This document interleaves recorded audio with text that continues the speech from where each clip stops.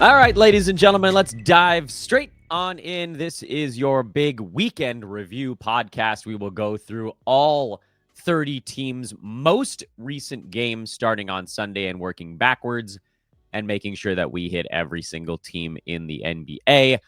I hope you guys enjoyed our weekly preview show that dropped late last night on Sunday evening. That's to get you set for week 4. This show is about everything that just happened. This is more about, actually, there's going to be sort of like a head-to-head and a roto, two different pieces to it, where we're looking for guys that have that sort of individual game ability, but also guys that fit into the calendar relatively well also. Sunday was a massive card. There were 11 games on Sunday, and so it'll be pretty easy. In fact, I think that this was sort of like the weird week where almost everybody that played Sunday was a team that was off on Saturday. I think Toronto might have been the only one that played back-to-back over the weekend, and so there's like one team, two? I think it might be only one team that didn't play Saturday or Sunday. We have to go back to Friday to actually cover that one. I'm trying to do a better job of that this year. That was sort of a running bit in seasons past where I would flip to Friday on the board and go, all right, who the hell didn't play? And this time I think I actually have a handle on it. But in any event, I'm Dan Bespris. Welcome to Old Man Squad Fantasy Basketball. You can find me on social at Dan Bespris, DANBESBRIS. Strongly encourage all of you that are checking this out on YouTube or after the fact on a pod to come find me on Twitter. Again, I know I'm willing to acknowledge it is a hellscape over there, but it's a necessary evil for winning your fantasy basketball league. Just unfollow everybody. Follow like me, the other analysts you like, Underdog to get your very fast news, and then just tune everything else out as best you can and roll forward. Also, this show is brought to you by our buddies at Bet Online, the world's most trusted betting platform and your number one source for online betting. They've got the earliest odds. They've got in-game live betting. BetOnline provides you with all the action and the ability to watch the games as they're going on, which is how you'd, I assume, prefer to track your wagers. They've got the largest selection of odds on everything from football to NBA to college basketball, hockey, UFC, and MMA. Head to BetOnline today to get in on the action with America's most trusted site for online wagering, BetOnline. The game starts here. And before we even get to box score analysis and going back through, obviously the huge news from over the weekend, one very big one, Chet Holmgren suffering a fractured iliac wing in his hip. He is out for about 3 months. They're basically going to reevaluate him about 2.5 months, and then they're going to figure out how they ramp him back up to playing again. So you're looking at probably after the All-Star break for a player that's been a first rounder so far this year. I think he fell out of the first round. Did he fall out of the first round last night or the game before? In any event, it's been a great start to the year for Chet. He's number 25 at the time of his injury. And this is, unfortunately, a brutal, brutal piece of news. He's going to miss half the season. What do you do? Well, in yesterday's game, the guy that got a little bit of a bump was Cason Wallace, who's obviously not a center. Jang is the only other center on the roster, but I don't think they're going to run big all that often. And now the Thunder are just counting down the days until Isaiah Hartenstein comes back, which is probably within the next, I would think, 1 to 3 weeks. So we're getting pretty close on the Hartenstein thing. And he's going to get dropped straight into a 30-minute center role. So you're looking at however long Hartenstein is in and Holmgren is out, Isaiah's probably going to be running at a top 40, maybe even a higher clip. So there's no way he's a free agent in your league. But if you drafted him and you're squatting on him, he just got an enormous, enormous bump. And that's crummy. Not that it's crummy that Hartenstein got a bump. It's just crummy how we got to this point because Holmgren was playing so well. You never want to see a young guy go down. And this is like the worst possible situation because he's not ruled out for the year. He's ruled out for most of the year. So how the hell do you drop a second rounder when, like, we know how long it's going to take? It's going to take forever for him to get back. But what are you going to do? Let someone else squat on him for 3 months and then get a second rounder at the fantasy playoffs? It's almost an impossible decision. I mean, obviously, if you have an IL spot, you do everything you can to try to keep him in it, but some of you might not be so lucky. Let's go through the games. We'll try to do it as briskly as we can, because I don't think you guys really want like a 50-minute podcast right now. Houston beat Detroit 101-99. Tari Eason continues to rumble along. He obviously belongs on rosters. Amen Thompson up to 23 minutes in this game, which is still not quite enough for Thompson. He needs more like 25, I would think, to get there. He's, again, like, if you can hold Thompson, you really try to do it. If you can't, I very much understand. Jabari Smith Jr. is kind of a similar situation. I didn't draft Jabari anywhere. I didn't think there was any upside in him, especially where he was going. I thought, all right, he's probably a relatively safe pick somewhere in that neighborhood, but it's turning out that that's not even the case either. I think if you drafted Jabari Smith, you kind of hold on because it's not going to get any worse than this, but it also might not be very good. And for Houston, their offense is really bogged down these days. To no one's surprise, Jalen Green has fallen off a cliff after his crazy hot start. He's down outside the top 100 now because the field goal percent is abysmal. He is managing to keep the free throw number relatively high, which I guess is something. But if that ever drops off, then he really tanks. And Freddie VanVleet can't shoot so far this year either. I don't know what it is about the Rockets that can't shoot a basketball, but Freddie's at 37% and Green's at 39%. And like, these guys can't throw a stone in the ocean. VanVleet can't even hit his free throws. He's a much easier buy low because if guys start hitting shots, he'll get an extra assist every ball game. The defensive stats look good. He just can't make a bucket. That's kind of your Rockets report. Detroit, you got Isaiah Stewart filling in for Jalen Duren. He, of course, is on our injury replacement board, which is quite extensive these days. I think it's like close to 30 fill-ins. We'll go through all of that and kind of update it later on today. I don't know if I'm going to do a daily preview episode today because it is a relatively short card. I might just direct you guys to Twitter for the nightly preview. I don't think it needs to have its own actual show. But Stewart is a decent fill-in for Duren as long as he's out. Tobias Harris really needs to be more involved. Only 5 shots in 35 minutes is not an acceptable number. I like the defensive stats. I like the rebounds. Missed his free throws, and that's kind of what's artificially holding his value down right now. But also, he just got to be taking 13 shots instead of 11 and a half. I do still have holdout hope that that'll happen. The nice thing about Harris is that when his free throw number gets back up where it belongs and everything else just sort of levels, the worst case scenario for him is still kind of like a top 60 range. So that's fine. And this, by the way, this game in and of itself is like the perfect encapsulation of why I'm not giving you guys the go-ahead on Jaden Ivey in roto leagues, or frankly, in 9-cat leagues where you're not punting something. He's a head-to-head only type of player because he scores a decent amount. His field goal percent is not terrible, but his free throw and turnovers are quite bad, and he doesn't get that many defensive stats, and his assists are fine, but not great. You need more well-roundedness if you're attacking all 9 categories in roto, and it's why his rank is 175.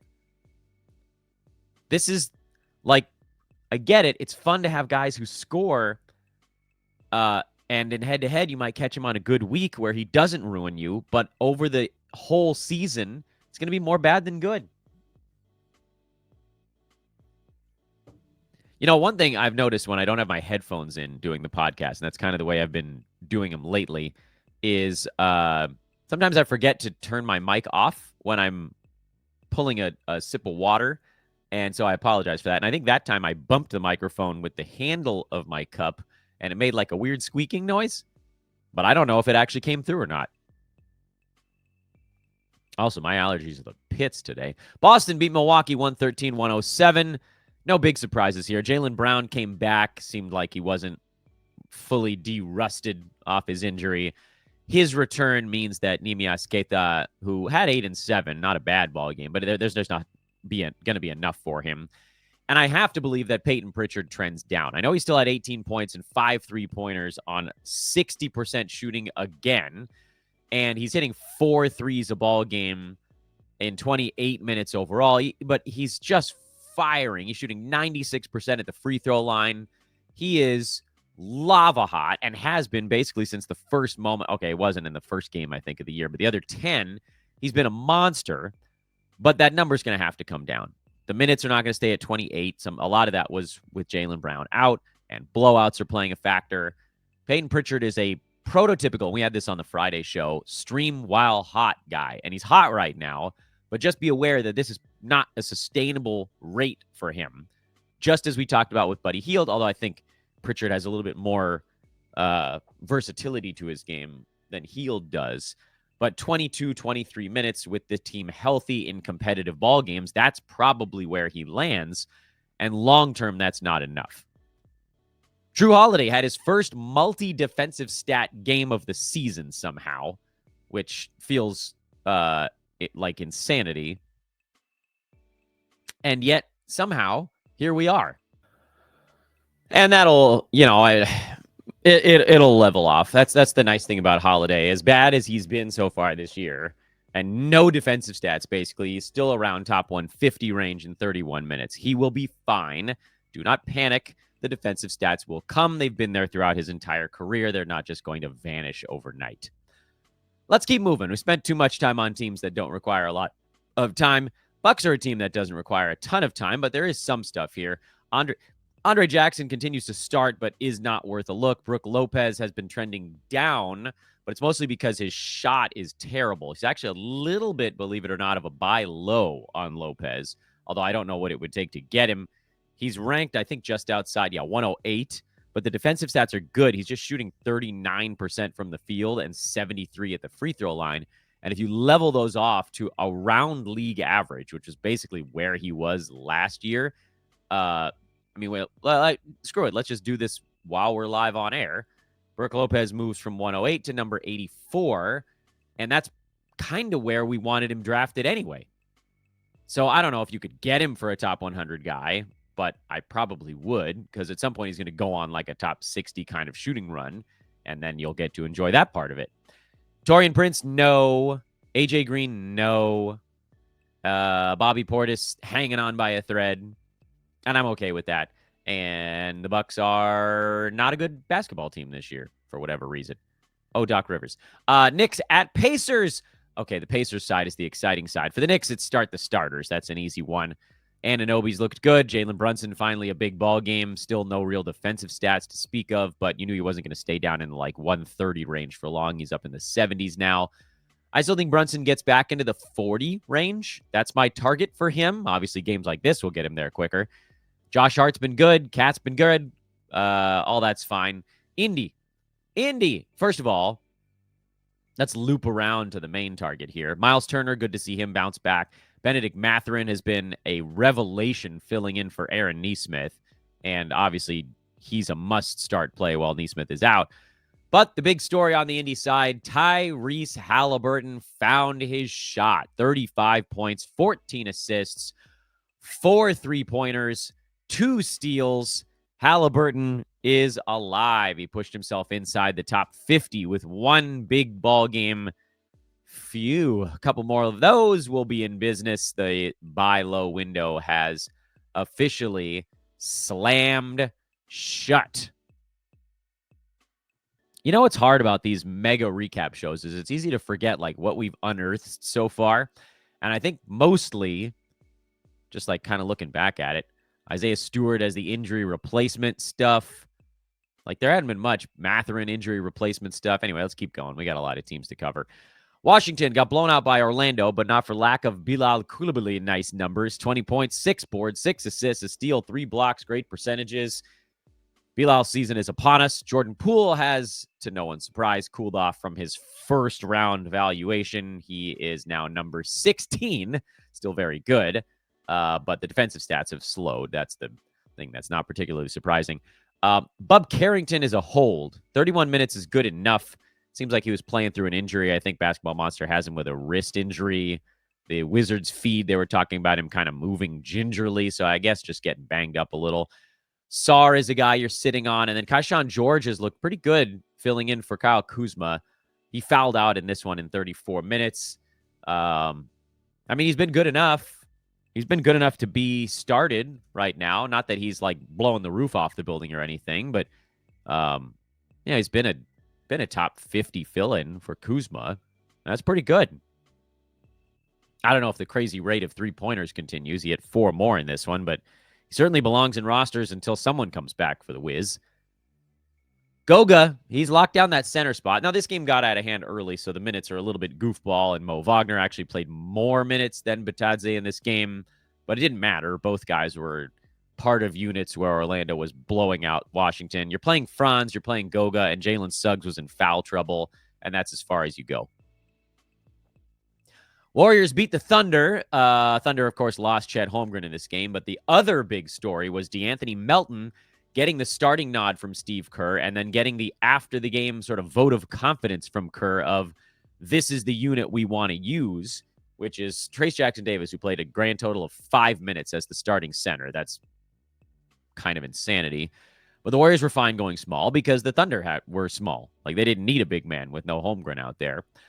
So Kuminga got hot, and if he goes on a heater, he'll be playable. I still think he belongs on waiver wire. I mean, he's a schedule streaming guy. Buddy Hield is cooling off. We knew this was going to happen at some point. Like, there was just no way he was going to continue to shoot 55% on high volume, and he's still at 50% overall on the year. So the fall off has, in my opinion, only just begun. And this is the thing with Buddy Hield. If he's not hot, he's a liability. So you're going to see more games like this, where if he doesn't come out and hit 2 of his first 3 shots, his minutes are going to be around 20, and the Warriors are going to say, stop firing every time you touch the ball. Let the greatest shooter of all time go take a few more, which Steph did. By the way, Steph Curry, rumors of his demise, a bit overstated perhaps. He's number 7 right now in only 28 minutes a ball game. Got up to 36 in this one. Basketball Monster has it listed as a blowout, but it wasn't really a blowout. This game was kind of close. Like, the Warriors were up 15-20 a lot of the way through, but the Thunder never quite went away. And so the Warriors had to play their main guys 30 minutes. So it wasn't really blowout minutes on the Warriors side. Andrew Wiggins bought himself some more time on rosters. That's nice. And I also like the way the pieces fit with this unit. Because look at Melton, 19 points, 10 boards, 3 steals, 5 3-pointers. He's a steals monster when he gets good enough minutes. And now he's in an offense that features ball movement where it could actually end with him. Thinking of last year, like, when Melton was healthy in Philadelphia, he was putting up great numbers, but they didn't look for him to take a shot ever. Ever. It was going to be Embiid or it was going to be Maxey. Every single possession on that team. And the Warriors are not built that same way. Steph should get the most, but then after him, it's like a 7-way toss-up for whoever gets the other shots out there. So I'm actually, and I know I said it on Twitter and I'll say it here on the podcast, I'm fully aware that I'm a total sucker for De'Anthony Melton. A total sucker. But I had him everywhere. Because if he stays healthy and plays 26, 27 minutes a ball game when they have competitive basketball games, he's a fantasy Goliath. So I just, like, this is one of those ones where I just do not want to be behind the curve on it. Because thinking to last year, De'Anthony Melton, 27 minutes a game in Philly, was number 86. And that was shooting 38.5% from the field. So if even that number goes up to 40 or 41%, he would have been a top 70 kind of guy. And that, again, was on a team where they were never looking for him. He was only getting 9.5 shots in almost starters minutes. He just wasn't, he was an afterthought. I don't think he'll be an afterthought on this Warriors team. And there will be stretches where he gets ice cold and then he won't take as many. But my Lord, like, they need what he provides. And the Warriors are playing some great defense. So I don't want to be behind on this one. I think De'Anthony Melton is a must-add dude.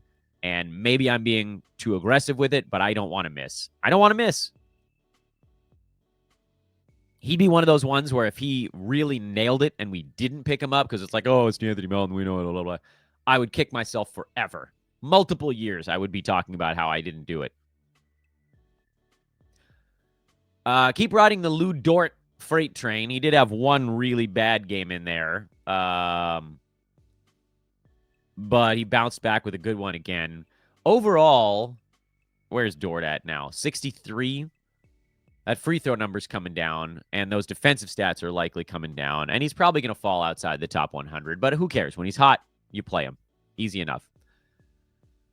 Charlotte lost to the zombie 76ers somehow. This is a bad loss. Charlotte shot 38% for the ball game. They needed one of their main guys to actually be a little bit hotter from the field. Quick thoughts on the Hornets. Cody Martin appears to be the guy picking up the Miles Bridges minutes, but doesn't really do a whole lot with them. I would call him a schedule play only. Grant Williams actually has been good enough with both Nick Richards and Mark Williams out. This is an overtime game too, by the way. Yeah, 107-105 in overtime. I know, ugly basketball. But Grant Williams, I think you can start in most formats when he's the only center left. And no, I'm not counting Taj Gibson as a center. Trey Mann, go ahead and drop him. We thought maybe he'd pick up the minutes for Bridges, but nah. Easy peasy. Philly's interesting because Jared McCain had a huge ball game, 27 points on 18 shots. He didn't do much else, but he's looked pretty good. And he's a guy that most dynasty folks in the fantasy basketball community are pretty excited about, just like his general ability to play basketball. He took 17 shots against the Lakers the day before, but it's a big wide Kyle Lowry looking butt. Joel Embiid is back for Philly's next ball game. And I know he's not going to play a full complement of minutes. That game is tomorrow. Philly's hosting the Knicks on Tuesday. I'm sure he'll play 18 to 20 minutes. But Embiid in 18 to 20 minutes is probably going to take 14, 15 shots, and then there just won't be enough for these other guys. So you're going Paul George, you're going Joel Embiid, and for me, that's it. Unless someone else really proves themselves. Could it be McCain? Maybe. I doubt it. Could it be Caleb Martin? He's probably got the best shot, best angle at it, because he's still going to play a bunch of minutes, and his game is like sort of well-rounded, even though his percentages have been trash. Could it be Yabusele? He's shot the ball really well lately, but I don't think it's worth blowing a games cap, certainly on the roto side. And then with head-to-head, I don't know. I mean, you got the back-to-back, I guess, so there's some sort of value in trying those guys, but I think we can do better. We wanted to see who would pick up the pieces for Miami with no Jimmy Butler, and like minutes-wise, it was Haywood Highsmith, who did have 5 steals, but relying on a guy to get 5 steals every game is a recipe for you're not going to get it. So I'm just going to stick with the other 3. Bam, Rozier, Tyler Hero, those guys are plays. I don't think I would go beyond those dudes. Even with Butler out, Jaime Jaquez is the guy you're kind of hoping gets there, but he didn't. So, Guys, I'm done with Mike Conley. I gave him 3 weeks. I said I'd be patient. This is as patient as I can be. He's been bad. He's been inconsistent. Yes, his shot sucks, and so it still feels like when the field goal percent comes up, he probably creeps inside the top 100, but it's just going to be a roller coaster to get there. Meanwhile, Dante DiVincenzo had a really nice defensive stat game, 4 steals and a block. 29 minutes is the number that I'm happier about with Dante, so he's a hold. He's proven himself. He was close, man. I almost dumped that dude. But his minutes are trending up while Conley's are trending down, so that's the way you want to pivot. Conley, I think, again, you can probably stream that spot. But I will again mention Conley shooting 31%. It takes 20 games typically for guys' averages to settle. And so I think there's going to be a run coming here where Mike shoots 50% or 55% for a couple of weeks and probably gets himself to around rank 95. But, man, I don't think I can hold him while we wait. Roto, you could bench stash, I guess. I'm okay with that. Roto, you can go bench stash. Head-to-head, I think you can probably turn him into a filler-level guy and stream that spot if you want. Sacramento lost Malik Monk in this game to an ankle sprain, and those close to the team have tweeted that they think it'll be a multi-game absence. So you're looking at some combination of Kevin Huerter and Keon Ellis getting those 20-some-odd minutes a ball game. And if it's Huerter, he goes from being the starter getting high 20s to probably the starter getting low 30s, which is basically what happened in this overtime game. He would have been, around 29, 30 minutes if this ended in regulation. And with that, and he fouled out, by the way, at 35 minutes. If that's the way this game, this situation develops, and that's the issue with Sacramento. They have one too many shooting guards. When one of them is out, it's conceivable that both of the other ones might have value. You might see Keon Ellis also post value without taking any shots, just on steals and blocks. But Huerter is the safer one because he's starting. He's going to get shots in the flow of the offense. The Kings are playing fast. And so Huerter, I think, does now belong on the injury replacement board. And actually, I'm going to put him there while we're talking, just so that I don't forget to come back and do it later. That board is getting robust. Phoenix, first game without Kevin Durant, and they also lost Yusuf Nurkic. He tried to play through an ankle thing, and so it feels like, I don't know that he necessarily like re-aggravated it or if it was just sort of too sore to do anything.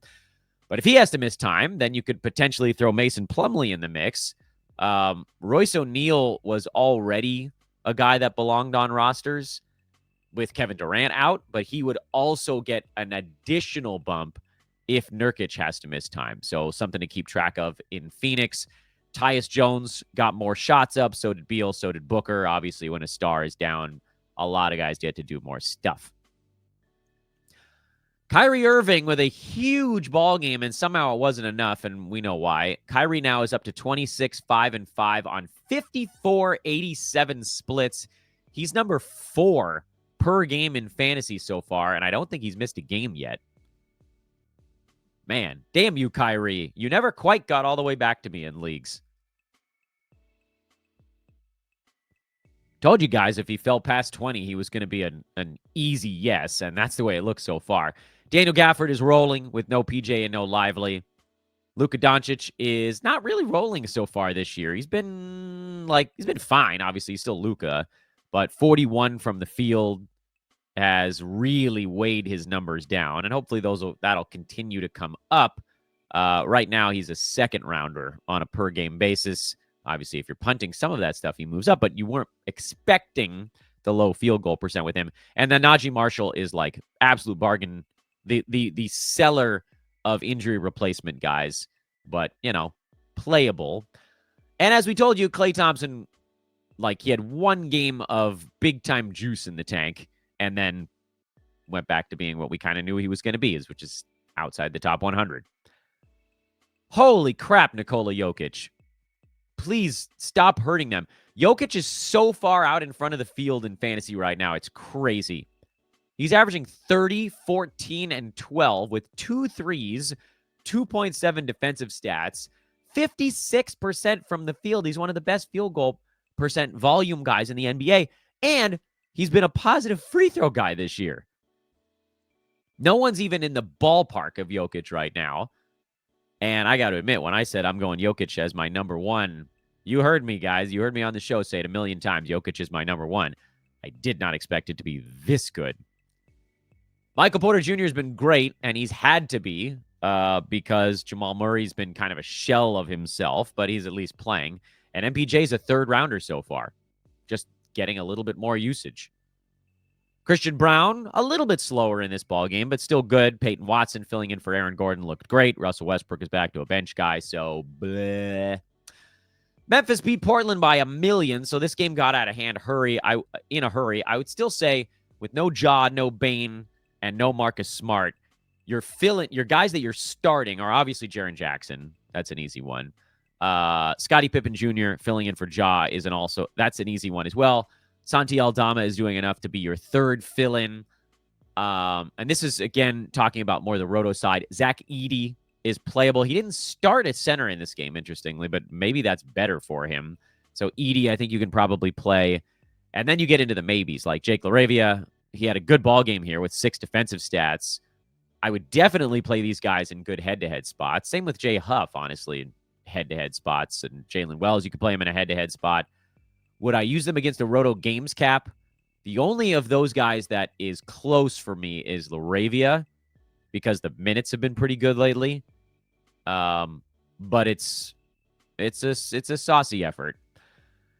Portland is very, very bad. They compete sometimes, but not a lot of the time. Shaedon Sharpe is starting again. As I've mentioned, he's only an ad if you're punting field goal. He's taken Denny Avdia out of the starting lineup. Denny is now a drop. DeAndre Ayton is going to be really annoying to roster, but you got to hold on there. Anthony Simons is going to be really annoying to roster, but you got to hold on there.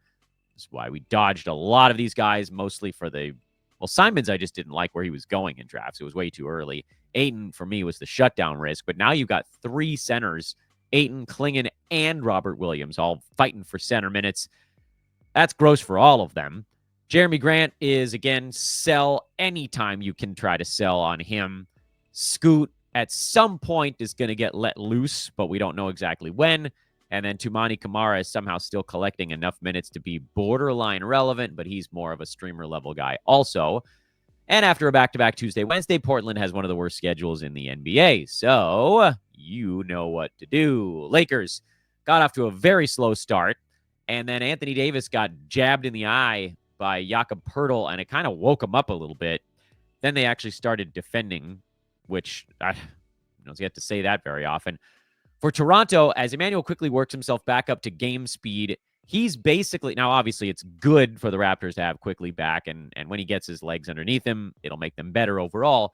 But from a fantasy standpoint, he's going to wreck a lot of what Grady Dick was able to do, and he was down to just 10 shots. He's going to hurt RJ Barrett, who was at just 15 shots instead of 22 or whatever.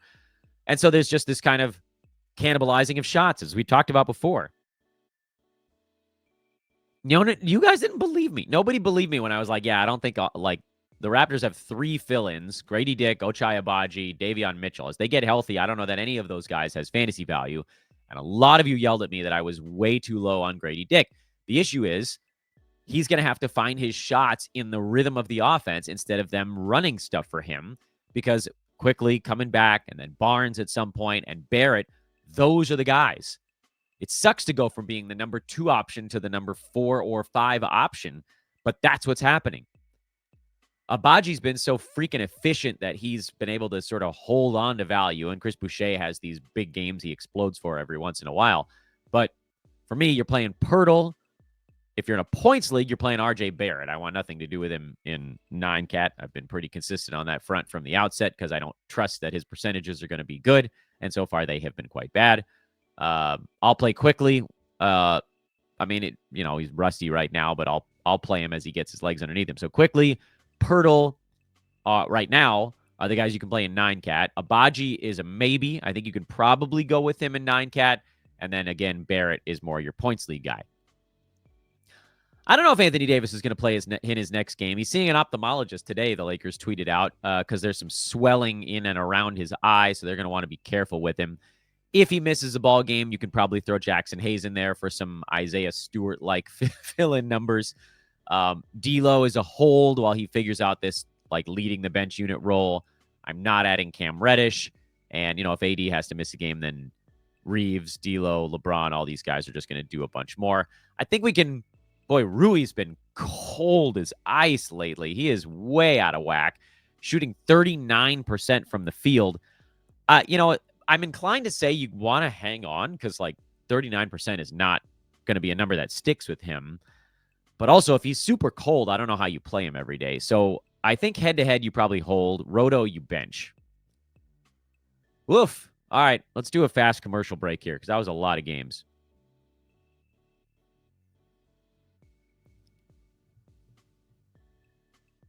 Go back to Saturday now. Utah at San Antonio. Markkanen is back. He'll start to take the helm on the offense a little bit. Good to see Colin Sexton have a workable game. Bought himself some time. John Collins was very good, so he stays on rosters. Walker Kessler was bad in this one. He got Wembied, but he's an obvious hold. And Jordan Clarkson is a schedule stream guy. And Utah does have a good schedule later on this week, so keep that in mind. Wemby, 24 and 16 with 7 blocks. Everybody was panicking. Why were you panicking? He's still Victor Wembanyama. He's up to number 3. I don't think he's catching Jokic anytime soon, but maybe down the line. Up to 4 blocks a game. He's doing exactly what you thought, minus 8 points a game. Everybody's like, oh, Wemby's going to score 30 this year. I'm like, yeah, I don't think that's a thing. Low field goal percent, great defensive stats, good rebounds, threes, good free throw. This is what you wanted. You just wanted more scoring, and that's how he would get into the number 2 spot in fantasy, is a few more points a game, which, I don't know, seems like it could happen. Devin Vassell looked good in his first game back. He had 21 points in 22 minutes. I like that. So you can get Vassell fired up. hold on Chris Paul, drop on Julian Champagny. Keldon Johnson was still serviceable in this one. Head-to-head, I think you can hang on. Roto, I would bench Keldon, and then he's probably going to end up a drop also. And Stephon Castle played 35 minutes here. Something to watch. I'm not adding him, but keep an eye on how the Spurs distribute minutes as Vassell gets ramped up, because we got Sohan out for another 5 and some odd weeks. Brooklyn fought to the bitter end again. Man, that team is fighting hard. They just can't quite get over the hump against these really good teams in the East. But Cam Johnson's been great. He's top 50. Schroeder's been solid. Claxton up to starters minutes now. And Cam Thomas has settled into what we all knew he is, which is a severe punt field goal guy. Massive defensive limitations. Not many assists. Not many steals. Good free throw number. And he's number 90. That's where he's at in 9-cat right now. That's fine. Karis LeVert's still hot. Play him while he's hot. It's not going to last forever, but play him while he's hot. Jared Allen had a rare off game, but everybody else is fine. The Cavs are a pretty predictable bunch, so we can keep rumbling along. Chicago. Boy, when Chicago gets cooking on offense, they're a fun team to have for fantasy. When they're not, it gets so gross so fast. But you're obviously playing Vooch, Kobe White, Josh Giddey, you're playing. Zach LaVine, you're playing. I know Ayo had a better ball game here, but with LaVine back, I think I'm going to probably pass on Dosunmu unless he can show me this type of game 2 or 3 days in a row, and I don't necessarily believe it will be. How about Dyson Daniels, man? Oh, my goodness. Dyson Daniels is averaging 3.3 steals a game. Is that going to last all year? Hell no. But there are examples over the last half decade of guys averaging over 2 steals per game. So it's possible. He's been amazing. He's not going to be top 30 all year, but it does feel like top 75 is almost a guarantee given the minutes he's getting right now. And then Clint Capella got better, but I'm not even worried about that. Like a good Capella game, who gives a crap? The issue is Onyeka Okongwu and Larry Nance are all playing. There's too many centers in Atlanta all of a sudden. So I think, and I hate to say it because I really wanted this to be the Okongwu year, but now with Nance chewing up some center minutes also, I don't think there's enough for any of these guys. Which I know is a crazy thing to say after one of them has a really good ball game, but we're thinking long-term. And long-term, it seems like all three are dead. Although the Hawks have to be trying to move Nance. How could they not? That's like the easiest contract on their books to move. I think he's an expiring $10 million or something like that. Teams are going to give him a cart full of seconds for Nance, and they might try to hold out for a first. But, man, that's an easy one to move as NBA contracts go. So we'll see. Maybe it'll get better again. But right now, ugh. We already talked Toronto. Clippers are a very simple fantasy team. Zubats, Harden, and Norman Powell. And we knew Zubats would come back around. The free throw percent was not going to stay as awful as it was. It's still bad, and he's number 70 despite the terrible free throw shooting. He's like a top 40 guy if you're punting free throws right now. But either way, 70s was kind of our target for him, and it almost feels like it could be better than that. Curse you, Yahoo board, for pushing him all the way up to a 75 pre-rank right before all of my very last-minute drafts. Grumble, grumble, grumble. And I think the Pelicans are the only team that didn't play over the weekend, if I'm remembering right. So let's go to that Friday scorebook, and let's pull up, where are you, New Orleans? Where the hell's the Pelicans game? Oh, there they are. They were in Orlando early on that one. There we go. Zion has been ruled out for multiple games with a hamstring injury. Look at this injury report for the poor Pelicans. Jordan Hawkins out at least another week. Herb Jones a couple of weeks. Zion out 3 or more weeks. DeJounte out a couple of weeks. CJ out a couple of weeks. They are down 1, 2, 3, 4, 5 rotation guys. 6 if you count Trey Murphy, although he's expected to make his, I would assume, kind of low-minute return. So at least they get one guy back. All right. Let's just do the what do we do game. Forget talking about how cursed the Pelicans are right now. What do we do? Well, you're playing the crap out of Jose Alvarado until CJ McCollum comes back because he's been an insanely awesome fill-in at the point guard spot.